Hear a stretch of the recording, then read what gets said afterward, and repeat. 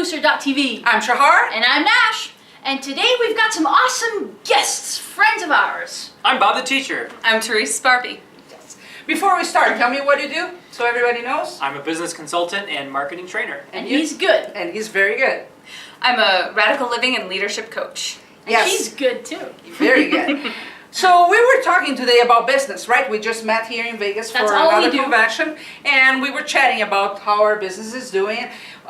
A recurring topic came to our mind that how, as entrepreneurs, we deal with frustration, right? Because yes, there is frustration. We have an interesting kind of part of lifestyle, right? You Yeah. never know where you're going to be next week, and we are always traveling, so it's unusual, but it doesn't mean it doesn't bring its load with it.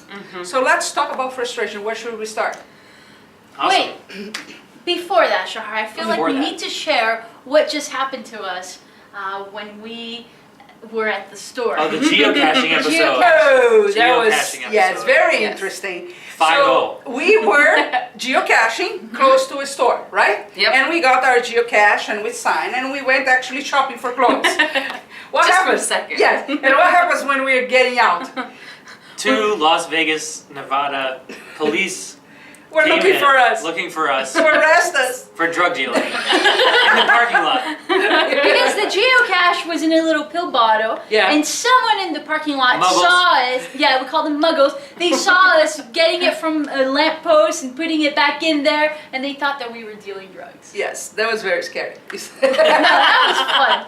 Well, we were fun for you. I was scared.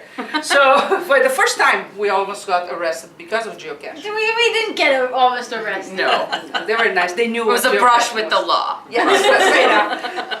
We fought the law and we won this time. Yes, that's why we are here doing the show today. Yes. And there are no bars in front of us doing this. But we almost got really frustrated. Okay, so Back to frustration back in to business. frustration in business. Does it happen to you? Do you get frustrated at all? Oh, for sure. For sure. Share with us, Bob. Yeah, well, you know, as an entrepreneur, I'm excited to be able to control my own destiny. I'm able to not have to have a boss, etc.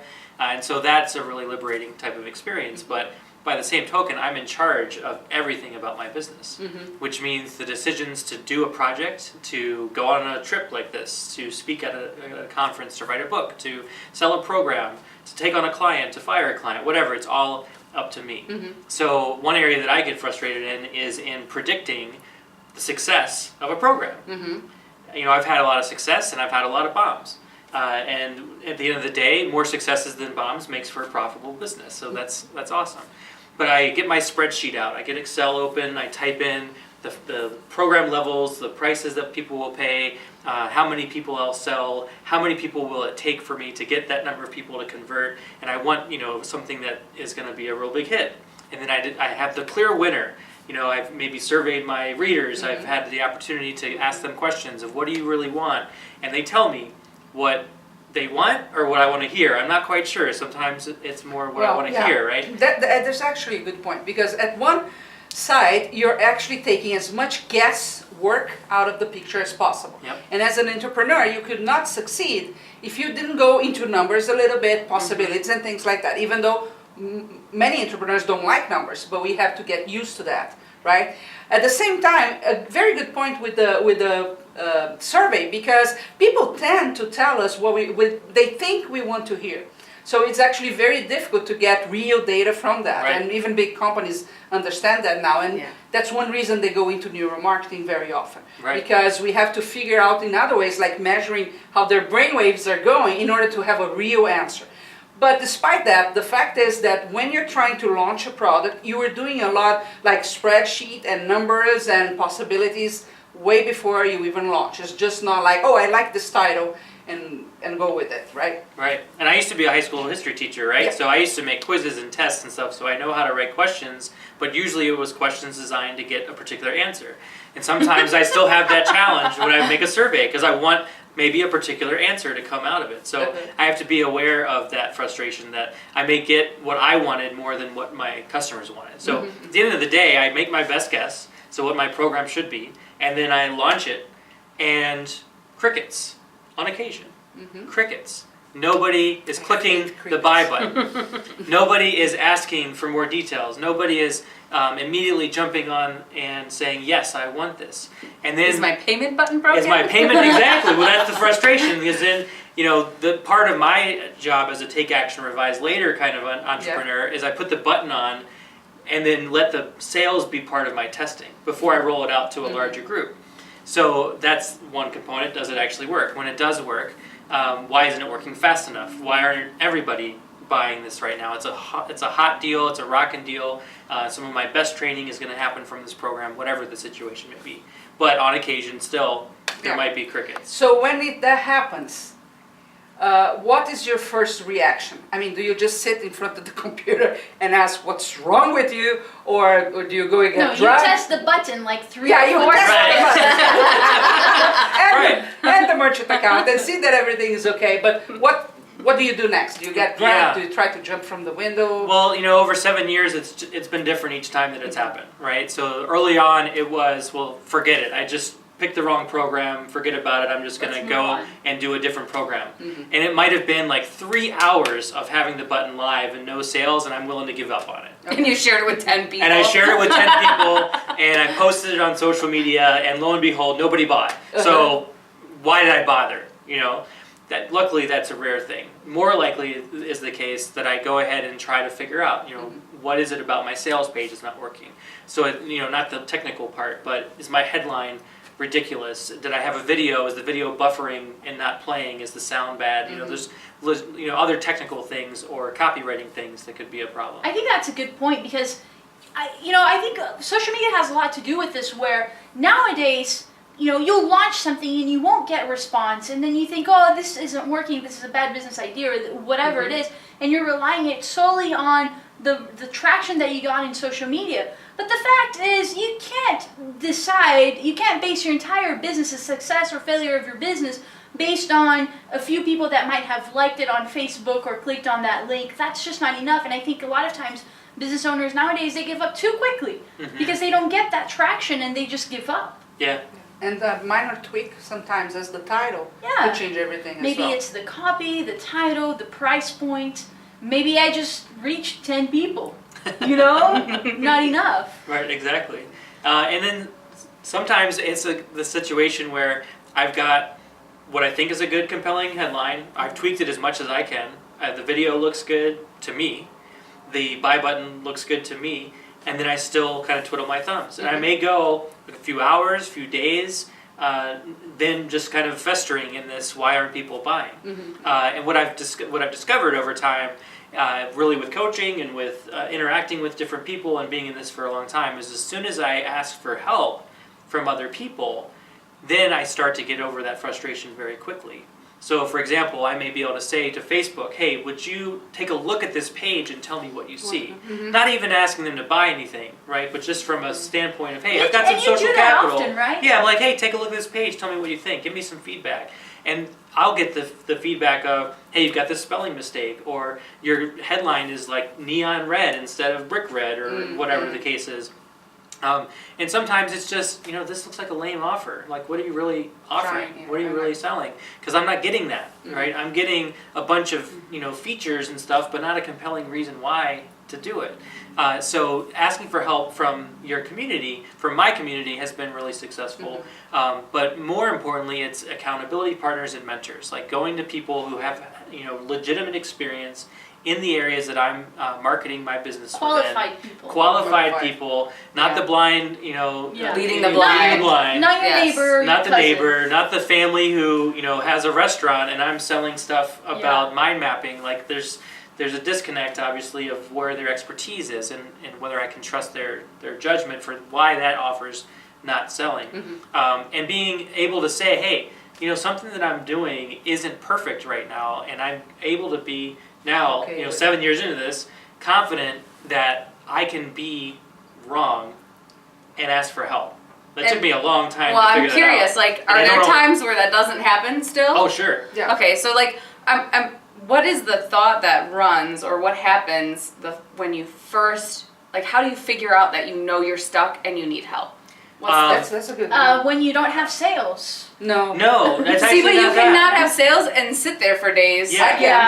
retesting the button, or Yeah. Yeah. so it's what is it for you that you know?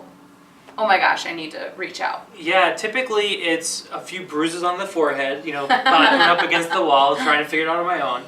But more importantly, it's just a desire to really help the people that I'm going to be offering this product to, and knowing that if I can't get that answer, somebody else has that answer, and I should be okay with putting myself out there, saying I don't have the answer and I need that help. Yeah. So really, there's like this sort of level of discontentment or uncomfortability that gets to a point where I'm like, this sucks, right? Yeah. And it's not Yeah. just. It's really gotta suck. It's just really got Well, to suck. because that's actually really truly what happens, and it may happen to you in your business because there are times where you're going to get frustrated and so stuck that something different has to happen, right? Because if you don't do something different in that moment and reach out for help, then you'll keep getting what you've continued to get. But Right. don't you think that we need to learn how to ask for help? Because, for example, there's a saying that says that the entrepreneur is the loneliest person on earth. Absolutely. Because it's very difficult for us to find people that can understand what we are going through. Lucky It's not for the me, I wife. have you, Shahar. Yeah, that's very true. But it's not the wife, it's not the husband, because sometimes they are not in that environment, or they are too Well, emotionally they're connected. not as involved. How do I ask for help? I mean, what's the right approach? Because that's a Yeah, well, I Or think if you're what a you guys person are like pointing me, to. where like I have a hard time sometimes asking for help. I think I'm too proud or something. I don't know. Is it too proud? no shy. Shy? maybe. Yeah. Well, and it's the truth be told, it's vulnerable to ask for help, right? Because True. then you expose that there are places you don't have it all together. Exactly, and especially when you are in a consulting business of some type, I think you grow up with that weird feedback, by the way, that you kind of know everything, because that's not Oh possible. no, you should know And everything. you should yeah, know. exactly. Yeah. So going out and asking for help is like, oh, I don't have all my stuff together. Now what, right? Well, because here's what happens is like, especially like out in the world, if you go out and ask for help and expose that you don't know something, like in a job or even with a client, right? As an entrepreneur, if a client asks a question and you don't know the answer, right, and you have to go seek additional information, it can seem like weakness. yes. But we weren't born knowing everything, and instead of just putting on Speak the for smile. yourself, Therese. I mean, I did know I mean, that I'm about sure you. Shahar I did know that about you. But if you don't ask for help, it does get to be really lonely, and the box continues to get smaller and smaller and more frustrating. And so the best advice I can give for asking for help is actually just start trying it. Try it with something small first, right? Figure out what it is that you're frustrated or stuck on, and just give it a shot. Find something. But you guys were even speaking to, it's important who you're asking for help. Yes, it needs to be qualified help. Yes, like start anywhere. If you're not asking anybody for anything and you're the one doing all the helping, start somewhere. Yes. But once you've started somewhere, make sure you're seeking qualified help, especially when it comes to your business, because people can give a lot advice And for they do. free, And they and do. they will. And it's awful. Right? And without and most often, especially in your own business, if you pay attention to what your customers are asking for and what you're needing, you do have the answers. It's just a matter of uncovering what it is, like what is it that's I agree with happening. you. So like you're the expert in your business. It's just sometimes it takes a shift in Fresh eyes. perspective. Like you shaking it up. mentioned, you start getting frustrated and you go into that box. The problem with being in that box is that you really lose sight of what's going on. You go into a blind spot, like we have in the car. Yep. And you need fresh eyes to come and tell you, no, this is what's really happening. And someone- because you're so cocooned. Yeah. And Yeah. someone who's not emotionally involved so as much as you are. Because Yeah. a lot of times it's your baby. I mean, you're doing Yeah. it, you've been working on It's this too thing emotionally forever. connected. You have you think it's great, but then someone tells you, like you said, oh, what are you selling? This is kind of lame. So I'm going to say now a frustration. Yes, let's Let me turn the tell you a table. Let's story. have You let's do see. have frustrations, Shahar? I have. So just so you know, I'm the this is a little everything. bit of a touchy subject because we get to expose, right, some of the things that Well, get I scary never told this and story in frustrating. public. Ooh, you're in for a treat. 9 years ago, we were starting the business and we were starting in internet marketing, right? And at that time, I think we were... In America. In America.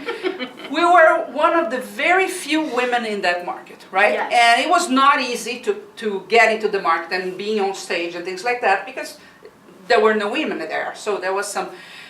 we came up with a Little game Mafia. called... A Little Mafia, yes. We came up with a board game called the Internet Marketing Board Game. Cool game. It was a very cool game, and we got the help of Russell Brunson at that time to help us launch. So for months, we worked on the launch, every single detail, tons of spreadsheets.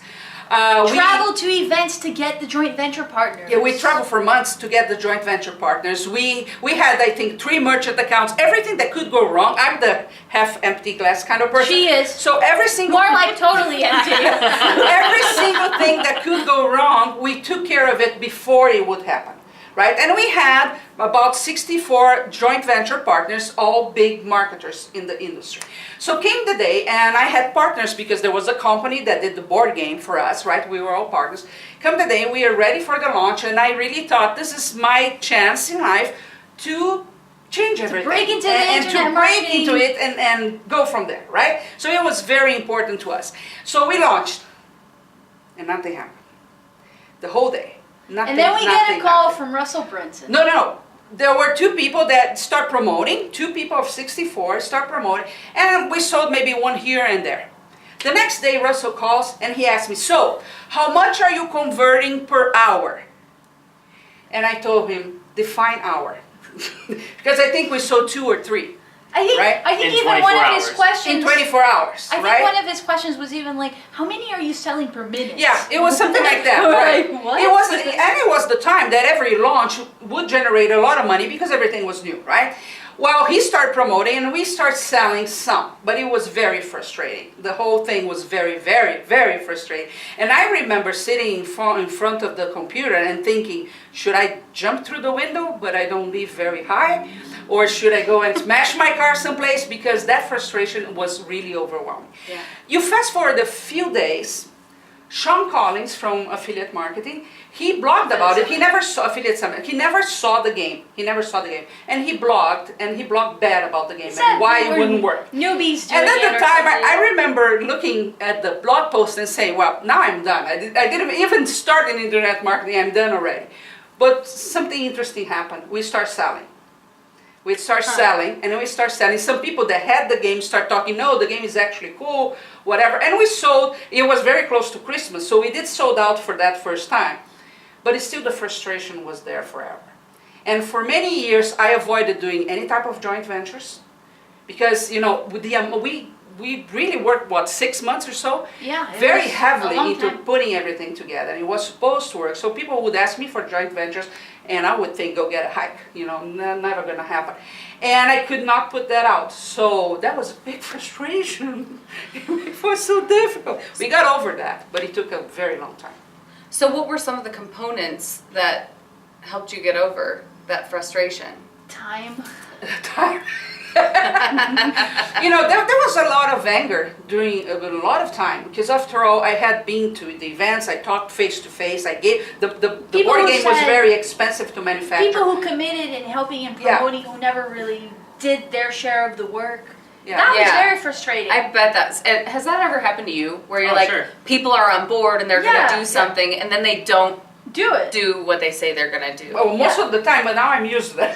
Well, now I know. Now I know. But you see a lot of people putting out there how great joint ventures are, and they are. But the fact is, it's not as easy, and it doesn't happen like magic, like most people tend to think. Right. Right? I mean, you have really to work those relationships. And today I understand. I was just coming into the market. They didn't know me, right? The game could be cool or not. That wouldn't make a difference. I was not going out with them in the sense of I was not having social interactions as they were used to. So part of it was my fault. Oh yeah. Right? And I think that was something that helped me get out of that frustration. Understanding, okay, it should have been different also from my part. Everything was I'm never going to say that word. Mathematically correct. Yes. We took care of all those technical stuff, but the personal stuff was missing. Maybe I didn't send enough emails. Maybe I didn't make the phone calls I should have. Well, That's a recurring topic. See the phone calls. So there are a lot of components, and one of the things you're talking about is actually you can cross all your T's and you can dot all your I's and still not have the outcome that you were looking to have in your business, right? Because there are so many factors. But you did mention, like, one of the things that helped you get over it, and correct me if I heard wrong, but is actually that you got to take a look at what was the part that I played, and what were the key factors that I could make a difference in. Yes. And in that moment, you take the Powerball back. So if there's a place where you're frustrated and you can't quite seem to get ahead of it, or you look back on it and you keep looking back on this one situation that was really frustrating, it's like, where are the key places you contributed? And one place that you were talking about was with the relationships, right? Sure. And for instance, there are times when, and I don't know if this happened to you, but it might have, that you'll say one thing or have a conversation and you'll hear yes, even though they're saying no, right? Because they're saying no energetically, or they're saying no, like they're saying yes, but they're half-assing it.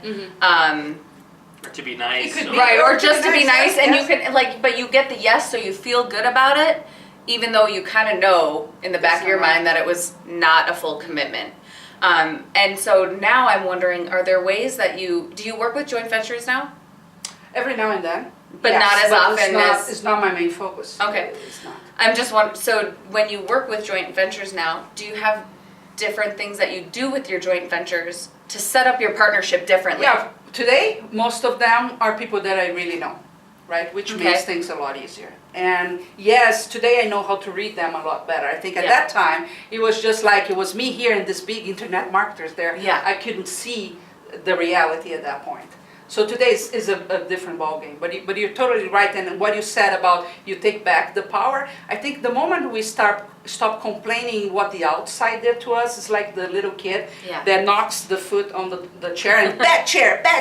Well, we are 50 and we are still doing the same thing. Yes. So the time we say, okay, maybe if I walk 2 steps to the right, that wouldn't happen. Yes, it does empower you, and that's a very good point. Yeah. So it'll help shift where frustration could keep reoccurring, where you feel like you're living on Groundhog's Day and keep waking up and doing the same thing over and over again. And if you're not taking a look at how you contributed, that'll be a key factor. Or else you're going to be stuck with that the rest of your life. Forever and ever. Yeah. Nash? What? Your turn. Your frustration. Your frustration. I thought I already shared my frustration. If there's anything we've learned about Nash today, it's that she's not frustrated. She doesn't get frustrated. No. Oh, I have a frustration, actually. One thing, and I think it kind of goes along with what we were talking earlier even, but many times I think you mentioned it, that I don't even remember, but anyway, it's a lot of times in this industry, people make it seem as though it's like super easy, or you can make money overnight in your sleep and you don't have to work, and this and that, or I'm doing great, I look at my Mercedes, that whatever. And then they have a day job someplace. And then they have a day job someplace, or it's not true, they're working a lot more hours than they're claiming they are, or they're just sitting at a lot, at a car dealership, looking as though it's their car, or whatever. But all these lies that you encounter in this industry, and that unfortunately for us, we only found out once we got in it, right? We fell for everything. Yeah, we did. No, really. Yeah. Every single thing that was out there that was going to make us millions overnight, I mean, we bought it and we tried, and the worst part is we did believe in that, but right? In the end, for us was mostly, okay, we did it, but it was through very hard work. And so sometimes I almost get offended, because people will come, even sometimes, unfortunately, clients, at first they'll come and they'll think, oh, it's going to be this easy and I don't have to work and I don't have to talk to people, and I'm just sitting there thinking, listen, I work a lot of hours to make it happen, and so I almost get a little, it's personal for me sometimes. Does that make sense? Yeah. So I think it's, first of all, I think it's a huge problem in the industry, just because there's a Well, it's not even discrepancy. in our industry, it's our culture, It's true. right? It's like Yeah. you have to be polished and everything has got to be perfect for you to get any kind of authority Yeah. or Yeah. credibility. Yeah. And whether we fake it till we make it, or all these cultural mores that we have that we've just kind of accepted and follow through on a regular But basis. it's a terrible, It is. terrible It was. part It because leads to a lot of this fake disappointment. until you make it also means that you cannot really express yourself and tell people what you're going through Yeah. while you're starting out because you're Yeah. faking. So you cannot say, hey, my launch bombed, or this happened, or my client disappeared out of the nowhere, and or I put out I had 54 yeses and then 2 people paid. That's Right. quite common, and you can't because you're Or faking. usually it's, we made this much in sales and this is the big 6 figures that Yeah. we did, Right. but in the end it's not counting expenses, commissions. Or the fact that it took a year to make it. Yeah, exactly. Or the fact that people stopped paying after the third Yeah, payment. yes. or all the Like that. refunds. Yeah, Yeah. exactly. So if when you're believing in these things, you're actually doing a disservice to everybody that you work with, because you're helping, showing that a lie is what the perception of truth. You know what I mean? Mhm. Yeah. So it's just So there's an invitation out there to true up and when you have a soft underbelly or there are things that aren't working in your business, share them with other people because it not only makes you look more real, right? And it allows other people to share and support you where you might be needing help. Because if you look like you've got it all together, people will sometimes just believe that you've got it all together, and then it's It like, creates oh, a I can't help distance, them. doesn't it? Yeah, I can't help them, or I can't be in service of them. And so they turn off their brain to but if we can share and all be in this, be in business together and be humanity, we can support each other. Even when business isn't going as well as we want, or the launch didn't happen the way we wanted it to. And I think it's true. I do think there are ways and times that business can happen easily. I do think it happens. yes. does. And I think that there are also times where it does take a lot of work. So I believe from the bottom of my heart that we are meant to live with love, joy, surprise, and delight as our I like default. surprise. As our default, right? Nice, That's how nice. we wake up and live every day.